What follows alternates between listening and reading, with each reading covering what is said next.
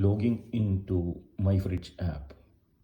After installation, when user is logging first time, use credentials, because biometric details to be recorded in the phone.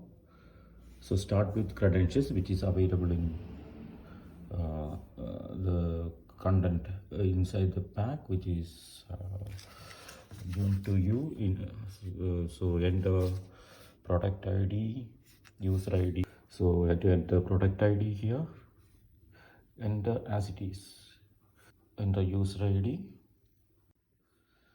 then click login. Being first time you are logging in, then you reach the main page.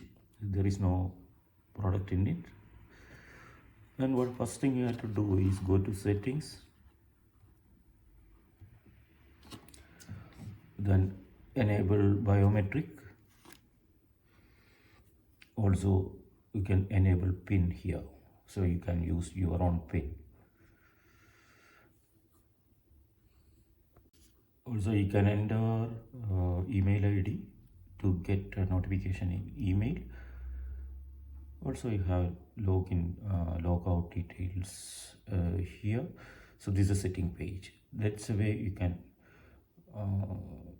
add other mode of login.